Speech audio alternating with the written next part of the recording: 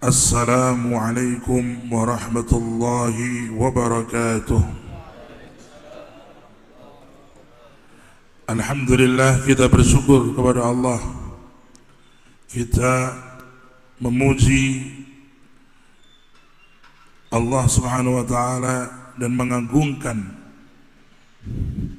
segala nikmatnya yang telah diberikannya kepada kita. Tiada henti,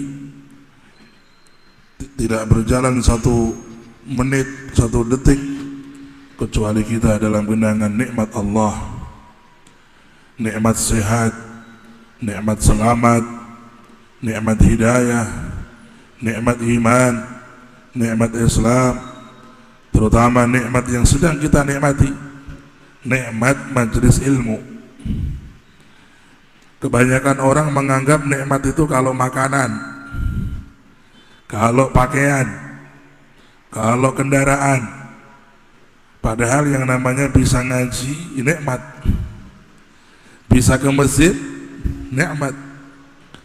Masih bisa sujud, meletakkan kepala kita di tempat yang rendah untuk Allah adalah nikmat. Justru nikmat-nikmat agama ini nikmat yang paling mahal.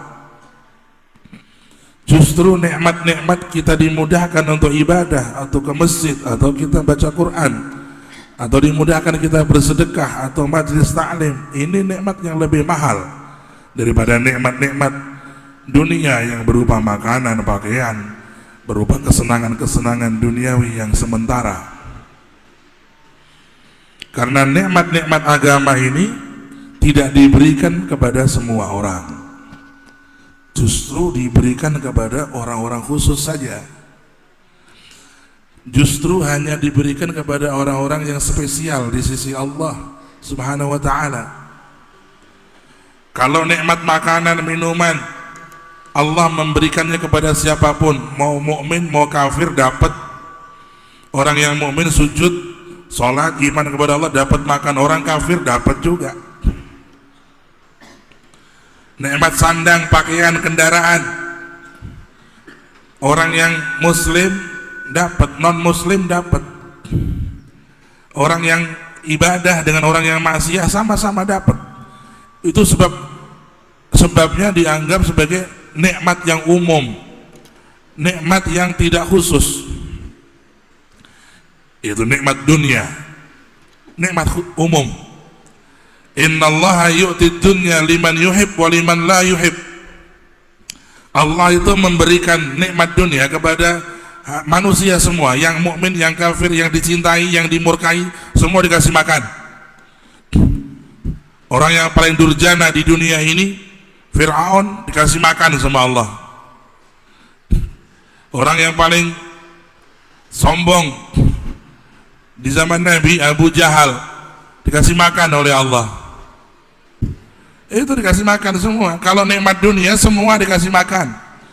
Ya, kalau nikmat dunia semua dibagi, dapat bagian. Mau orang muslim, mau orang mukmin, mau kafir, mau munafik, semua dapat. Soleh nggak soleh dapat, ibadah nggak ibadah dapat. Sebab itu nikmat dunia yang sementara, yang untuk Allah nggak mahal. Dunia di sisi Allah tidak lebih dari satu sayap nyamuk. Sebagaimana hadis Nabi, "Lau kanatid dunya tazinu 'indallahi janaha ba'udah, ma saqa minha kafir." Andai kata kenikmatan dunia itu di sisi Allah memiliki nilai senilai satu sayap nyamuk, bukan dua sayap, satu sayap nyamuk, maka Allah nggak akan kasih makan tuh orang yang kafir, nggak kasih makan kepada orang yang syirik kepada Allah, yang nggak mau sujud kepada Allah. Tapi karena dunia ini di sisi Allah tidak punya nilai, bahkan hanya senilai satu sayap nyamuk, maka Allah kasih, semua kasih. Mau mukmin mau kafir kasih, mau Islam mau non muslim kasih sama Allah, kasih makan. Hambanya Allah, manusia diciptakan oleh Allah dikasih makan. Tapi perhatikan, nikmat hidayah khusus, nikmat semangat untuk sholat khusus, nikmat untuk belajar agama sebagai bekal akhirat khusus, nikmat bisa buka Al-Quran khusus, nikmat bisa taubat dengan sejati khusus, nikmat bisa lezat ngaji khusus, nikmat bisa baca sholawat sampai rindu Nabi sampai nangis khusus, nikmat bisa tahajud khusus, nikmat bisa sedekah ikhlas khusus, nikmat bisa menjadi orang yang istiqomah sholat jamaah khusus. Ini nikmat agama, nikmat ukhrawi khusus untuk orang yang spesial. Orang yang bisa sholat itu diberi nikmat oleh Allah, kekuatan dari Allah, hidayah dari Allah, taufik dari Allah. Berarti dia dipilih dari sekian juta muslim di Indonesia, dipilihlah orang-orang yang istiqamah sholat 5 waktu. Dengan mudah-mudahan dan kita semua termasuk orang-orang itu, amin, Allahumma amin. Dipilih, yakhtassu bi rahmatihi man yasha wallahu dzul fadlil azim.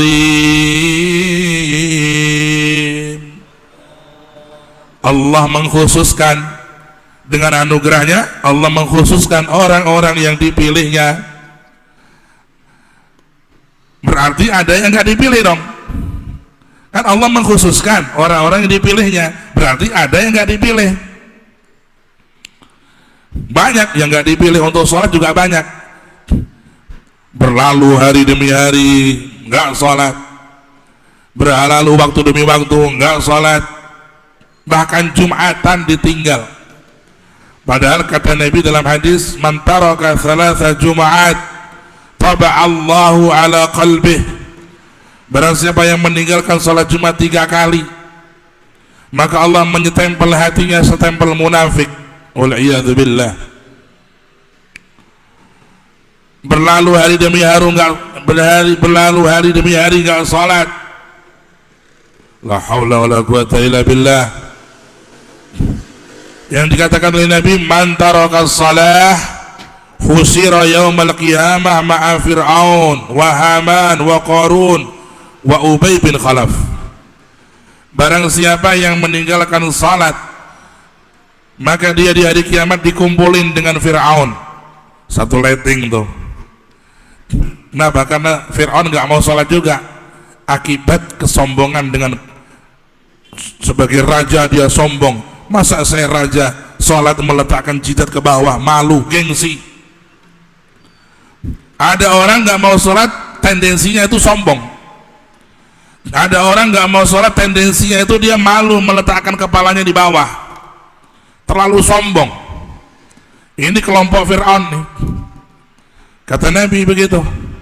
Barang siapa yang ninggalin sholat, maka dia dikumpulin di hari kiamat bersama Fir'aun, bersama Qarun, bersama Haman, bersama Ubay bin Khalaf. Nggak mau sholat gara-gara kesombongan dengan kerajaannya, dengan kekuasaannya, kayak Fir'aun. Waktu dia nggak siapa-siapa sholat rajin, setelah jadi bupati nggak mau sholat, setelah jadi menteri nggak mau sholat, sombong dengan kekuasaannya. Ada juga orang nggak mau sholat, tendensinya karena kekayaan, sibuk bisnis. Maka seperti Qarun. Qarun bukan raja, dia bisnismen, dia pengusaha besar, dia miliuner, miliarder, triliuner. Gara-gara sibuk dengan duitnya, sibuk dengan kekayaannya, dia nggak iman sama Nabi Musa, nggak mau sholat. Nah, orang yang tidak mau sholat, meninggalkan sholat gara-gara kekayaan, sibuk duit, sibuk bisnis, sampai nggak sholat, dia seperti Qarun. Ada orang yang gara-gara dunia dia nggak sholat, banyak. Gara-gara kerjaan di kantor nggak sholat, terutama asar tuh. Orang kalau sudah sholat asar itu, paling ninggalin tuh. Pulang dari kantor, nanti di jalan atau nanti di rumah, ternyata kena macet, akhirnya sholat asar nggak dapet, sampai ketinggalan. Ini termasuk dosa besar. Sholat Isya, hati-hati tuh. Salat Isya itu hati-hati ya. Maka kata Nabi, Allahumma shalli ala Muhammad, salat yang paling berat untuk orang-orang munafik dua, itu salatul asr wa salatul isya. Orang yang hatinya masih kotor, orang munafik, paling berat dua salat, asar dan isya.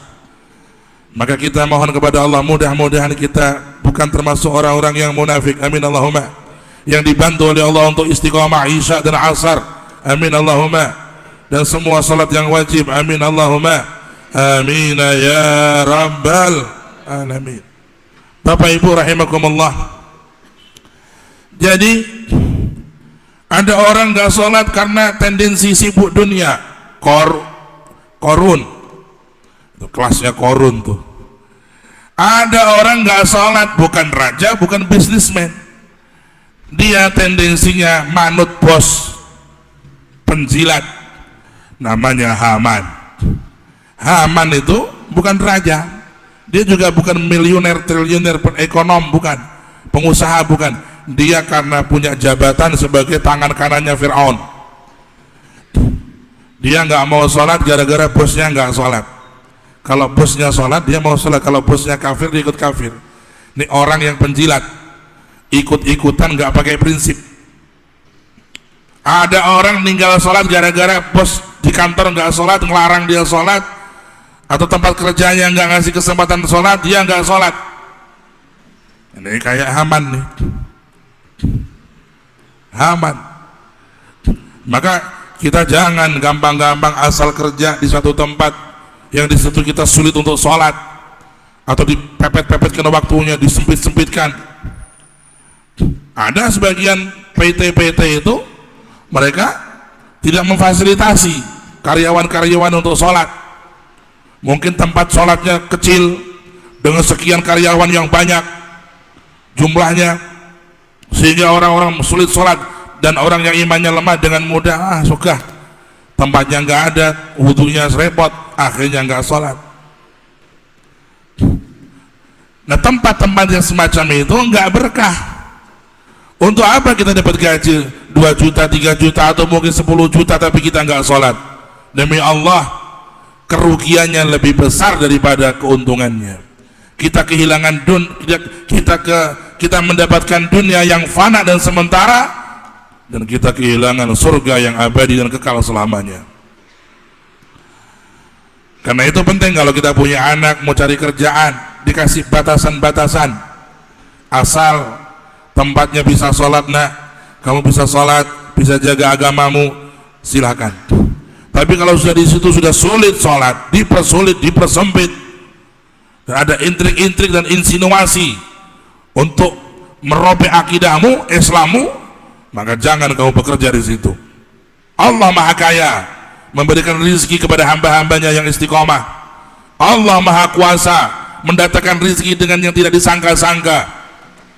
Berapa banyak orang yang meninggalkan tempat-tempat semacam itu, yang mengakibatkan dia enggak sholat, yang mengakibatkan dia bermaksiat, ditinggalkan untuk Allah, maka diganti oleh Allah rezeki yang berlimpah. Alhamdulillah. Karena itu penting ya, kita memiliki prinsip-prinsip yang tidak bisa dikalahkan oleh hanya sekedar pekerjaan atau kata-kata bosnya. Orang yang meninggalkan sholat akibat takut bos, atau karena bos, atau karena atasan, dia kelasnya seperti Haman. Tangan kanannya Fir'aun itu Haman. Ada juga orang yang tidak mau sholat karena dia sombong dengan kendaraan dan pakaiannya, yaitu seperti Ubay bin Khalaf. Ubay bin Khalaf itu orang yang necis. Wah, aku ini lagi necis-necis ya, kok suruh wudhu, nanti basah ini, nanti gantengku hilang ini. Akhirnya dia enggak sholat. Wal'iyadzubillah. Perempuan kadang-kadang kalau udah musim pengantin baru, lagi resepsi, demi menjaga make up nggak mau sholat, ninggalin sholat. Kadang-kadang orang tuanya juga dukung, ya dukung nanti sholat malah ngurusak kabeh nggo dandanane, wes engko sholatnya dikodok nggo wae. Dengan dasar apa dia meninggalkan sholat atau mengkodok sholat? Oh, nggak ada udzur, musafir enggak, sakit enggak, Nggak ada termasuk udhur sholat adalah dadi nganten, ora ono. Itu nggak ada. Walaupun di saat-saat engkau menjadi pengantin baru, di saat-saat resepsi, wahai muslimah saudaraku yang salihah, jangan tinggalkan sholat hanya demi make up, hanya demi dandan pengantin baru, hanya khawatir karena akan rusak, akan nanti repot lagi. Kalau orang punya kemauan akan sholat, dia akan cari waktu yang tepat. Nanti di make up jam sekian, sholat dulu. Jangan sampai jadwal make up untuk pengantin itu sampai menggeser sholat, sampai menyebabkan meninggalkan sholat. Ini nanti kelompoknya seperti Ubay bin Khalaf tadi, nggak mau sholat gara-gara dia selalu tampil necis, tampil indah, tampil ganteng, parlente, itu John Lennon. Jadi orang-orang yang nggak mau sholat akibat dia tidak mau basah, itu nggak mau terganggu ketampanannya, akhirnya nggak wudhu, wegah wudhu, malas wudhu, dan akhirnya tidak mau sholat. Mereka termasuk golongan Ubay bin Khalaf, na'udzubillahi min dzalik. Semua ini oleh Rasulullah sallallahu alaihi wasallam dikelompokkan dalam satu kelompok, yaitu orang-orang yang celaka di akhirat. Nah, kalau kita oleh Allah diberi taufik untuk bisa salat, untuk bisa sujud, untuk bisa masuk masjid, untuk bisa berwudu, itu nikmat yang khusus, sampai yang dipilih oleh Allah dari sekian ratus juta orang, termasuk orang yang dengan senang hati engkau bersujud kepada Allah, dengan senang hati kau meletakkan jidatmu kepada Allah di tempat yang paling rendah demi Allah, karena Allah. Kalau kau dibayar 1 miliar pun untuk sujud menyembah kepada iblis, engkau tidak akan mau. Dibayar 1 triliun pun engkau menyembah kepada setan, dengan sujudmu kau tidak akan mau. Inna salati wa nusuki wa mahyaya wa mamati lillahi rabbil alamin. Sesungguhnya salatku, ibadahku, hidupku dan matiku semuanya untuk Allah subhanahu wa ta'ala saja, nggak ada yang lainnya, lillahi ta'ala. Bapak ibu sekalian rahimakumullah, karena itu penting kita menyadari bahwa nikmat ibadah, nikmat ngaji, nikmat pengajian semacam ini nikmat khusus, bukan nikmat umum, nikmat spesial, bukan nikmat umum, nikmat yang dijadikan oleh Allah hanya untuk orang-orang yang dipilih. Maka syukurlah kepada Allah. Karena itu banyak dulu zaman dulu ulama mengatakan apa? Tanda orang itu ibadahnya diterima oleh Allah kalau dia diberi semangat untuk istiqomah. Kita mau tahu nih, sholat subuh kita tadi makbul apa enggak nih? Tandanya kita udah semangat nungguin zuhur, subuhnya makbul gitu. Kepengen tahu sholat zuhur kita makbul, kita udah nungguin, ya Allah kapan nih sholat asar nih, dikangen. Jadi kita kalau sudah kepingin tahu tanda-tanda ibadah kita makbul diterima oleh Allah, kalau kita selesai ibadah itu udah kangen lagi. Intidharus salati ila salah, yang dikatakan oleh Nabi sallallahu alaihi wasallam. Kata Rasulullah, apakah kalian mau aku beritahu amalan yang mengangkat derajat kalian, menghapus dosa-dosa kalian? Qalu bala ya Rasulullah, kepingin tahu ya Rasul, apa itu amalan yang mengangkat derajat, menghapus dosa? Kata Rasulullah 3. Yang pertama, intidharus salati ila salah. Setelah engkau selesai sholat, kamu merindukan sholat yang berikutnya. Selesai zuhur, nungguin asar, ya Allah. Selesai asar, nungguin maghrib, kangen. Selesai maghrib, nungguin isya. Selesai isya, nungguin subuh. Selesai subuh, nungguin zuhur. Nih, orang yang istiqomah beramal semacam ini, alamat amal sebelumnya itu makbul di sisi Allah. Yang kedua, isbaghul wudu. Kalau berwudu sempurnakan, jangan cepat-cepat. Berwudu ada wajibnya, ada sunnahnya. Minim-minim yang wajib jangan sembrono. Membasuh wajah yang baik. Kadang-kadang di mata ini ada belek, dibersihkan, terutama kalau yang sholat subuh. Kadang-kadang orang wudu asal-asalan, masih ada belek di sini nggak dibersihkan. Nah, namanya bukan isbagh. Atau mungkin setelah kita kerja aktivitas kerja bakti, atau kita mungkin di kampung ada perlombaan, ya kan? Habis megang macam-macam, ya dibersihkan dulu, disabunin, baru kita wudu. Jangan asal. Kadang-kadang orang berwudu di sini masih ada tanah menghalangi air, ya nggak sadar. Kalau orang di kampung mungkin baru pulang dari sawah, kakinya dibersihkan dulu dari penghalang-penghalang air. Sebab orang yang berwudu tidak sesuai tuntunan Nabi sama saja dengan orang yang tidak berwudu. Dan orang yang tidak berwudu dan orang yang wudunya tidak benar, sholatnya berarti nggak sah. Karena itu ada sahabat Nabi, dilihat oleh Nabi dia berwudu, tapi tumitnya kering, nggak kena air. Ada orang berwudu zaman Nabi. Waktu dia wudu, tumitnya kering, tumit kakinya kering, nggak kena air. Padahal wajib kena air tuh tumit, sampai mata kakinya harus basah. Ini orang berwudu, tumitnya kering. Maka Nabi kasih nasihat, wailun lil a'qabi minan nar, wailun lil a'qabi minan nar, wailun lil a'qabi minan nar. Hati-hati orang-orang yang wudu tapi tumitnya kering, masuk neraka. Hati-hati orang yang berwudu tapi tumitnya nggak kena air, kering, masuk neraka. Hati-hati kata Nabi. Allahumma shalli ala Muhammad. Nasihat dari Rasul untuk kita. Maka kalau wudu disempurnakan, jangan asal-asalan. Allah nggak minta kita repot kok, enggak. Basuhlah wajahmu 3 kali, ratakan air semampumu. Tapi penghalang-penghalang dihilangkan, ada belek dihilangin. Ya, mungkin ada apa yang menghalangi air, dihilangkan dulu, dibasuh wajahnya. Ya, ini hal yang penting, perlu kita memahami tentang wudu yang disempurnakan. Membasuh tangan sampai siku-siku. Ada loh orang berwudu padahal sudah sering ngaji itu, sering ngaji. Ada jamaah sering ngaji, bahkan kadang-kadang sowan kiai. Ya, pernah itu saya lihat, saya ingatkan akhirnya. Kebetulan datang ke pesantren, ngepasi waktu sholat, terus kita sholat bareng, pas wudu bareng dengan saya.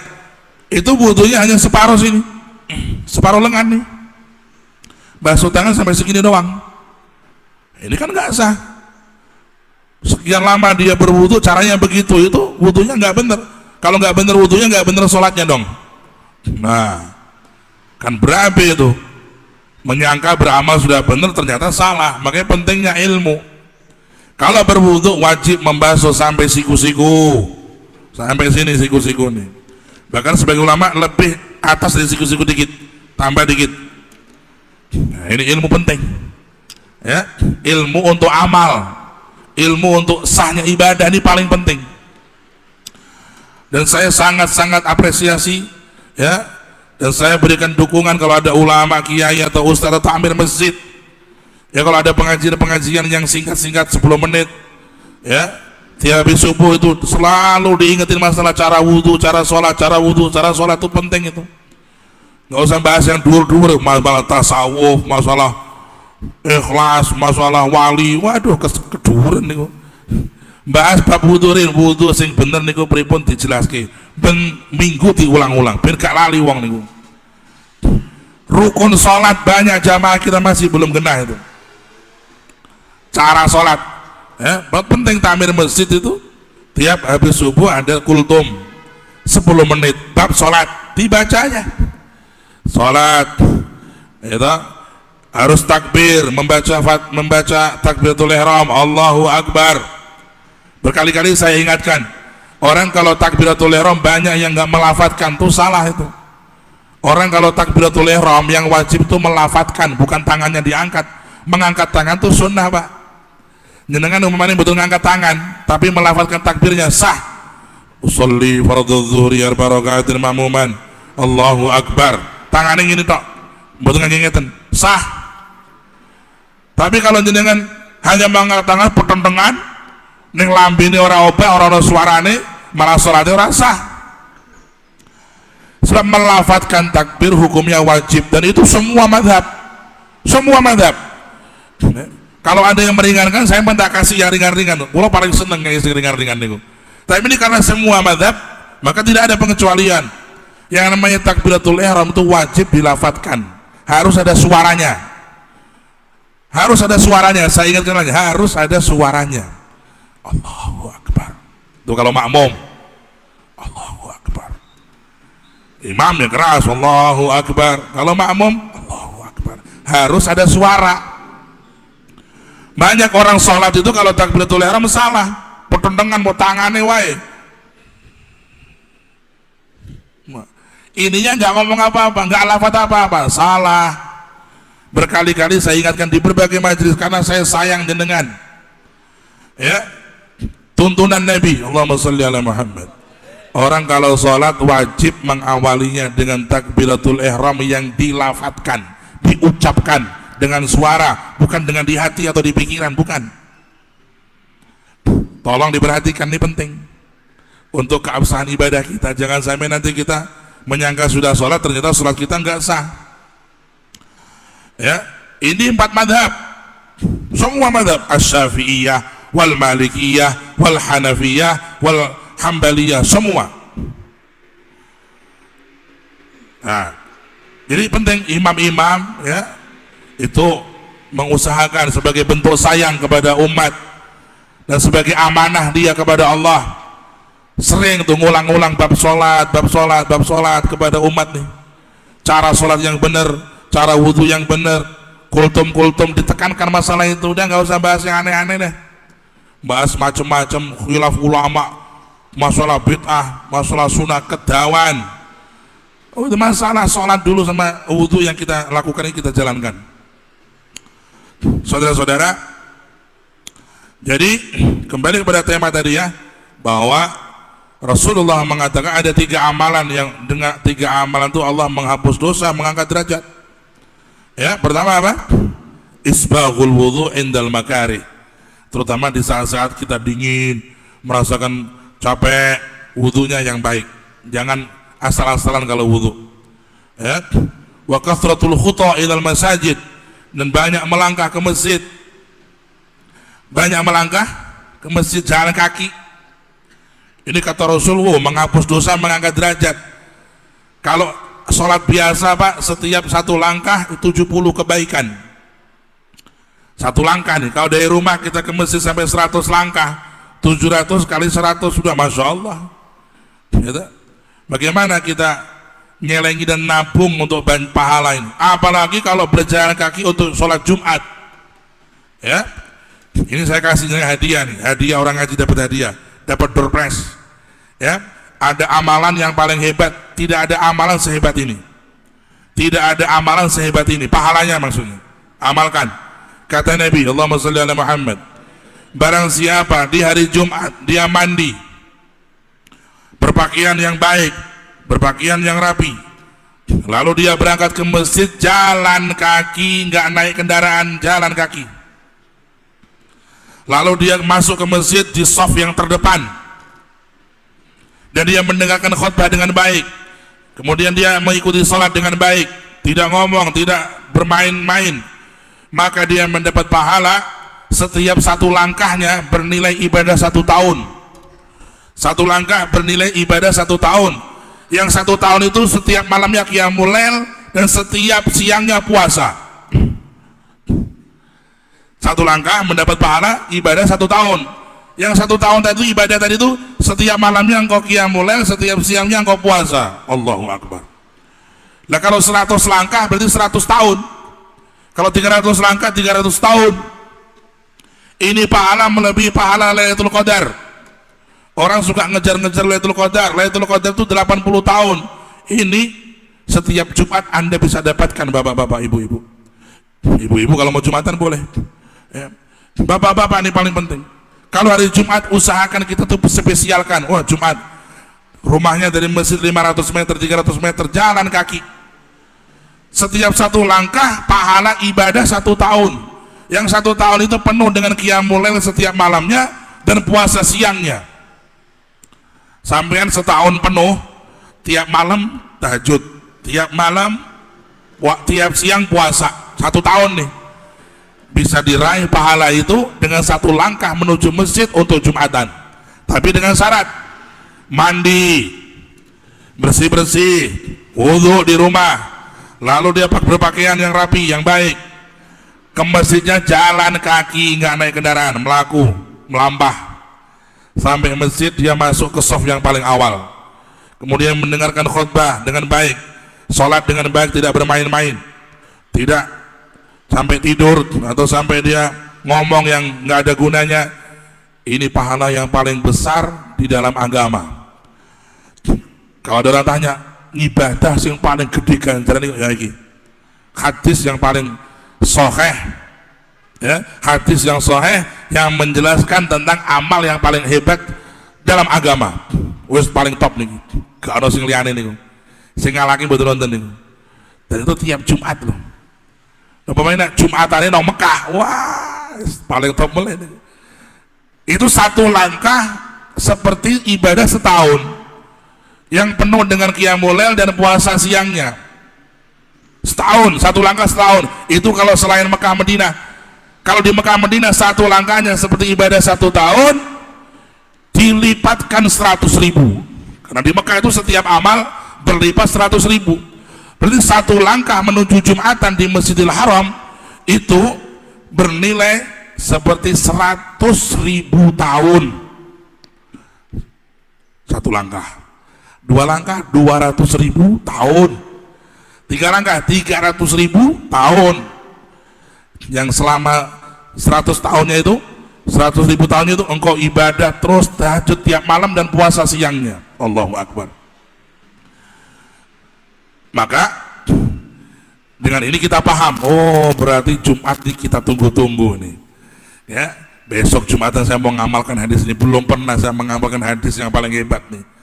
Dari rumahnya udah mandi, udah bersih-bersih, berpakaian yang rapi, jalan kaki 100 langkah. Dengan di masjid langsung masuk terus depan, jangan di kosong depan masih belakang. Ono wong niku wateki ngoten niku, senenge nungguri terus. Wis ngerti ngarep niku kosong, ungguri dipilih.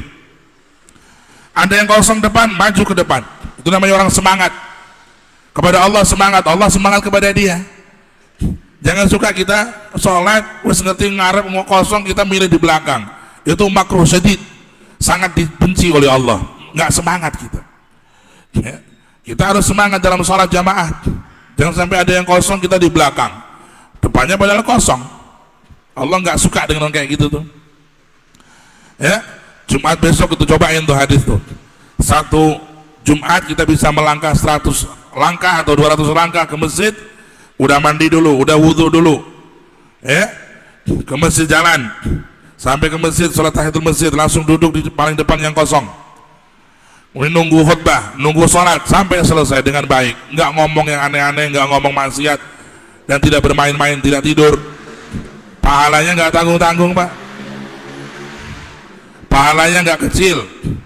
Satu langkah seperti ibadah satu tahun yang penuh dengan qiyamul lail malamnya dan penuh dengan puasa di siang harinya. Cobain. Orang kalau dengar warung, wah warung kono enak, coba. Ada makan sana enak, cobain. Ada motor bagus, cobain. Dan ini ditawari amalan yang hebat, kinggo nyoba ora ya, Pak. Kalau orang semangat akhirat ya mencoba, dijalankan, ya. Apalagi hadisnya sahih, bukan hadis yang lemah. Maka penting seseorang punya semangat dalam ibadah. Jadi Bapak Ibu, ya, ini yang penting saya sampaikan dalam majelis ini. Ya, mudah-mudahan kita pulang bawa semangat ibadah. Amin Allahumma amin ya rabbal alamin, ya. Jangan kita girang kalau kita tambah dunia tapi kita tambah malas ibadah. Salah itu. Kalau kita tambah dunia, tambah syukur, tambah semangat ibadah, itu yang the best. Ya. Karena apa? Karena yang namanya orang tambah nikmat, tambah syukurnya kepada Allah. Ya, saya doakan semuanya mudah-mudahan diberikan rezeki yang luas, hati yang luas, dan diberikan rasa syukur yang banyak kepada Allah Subhanahu wa taala. Amin Allahumma amin ya rabbal alamin.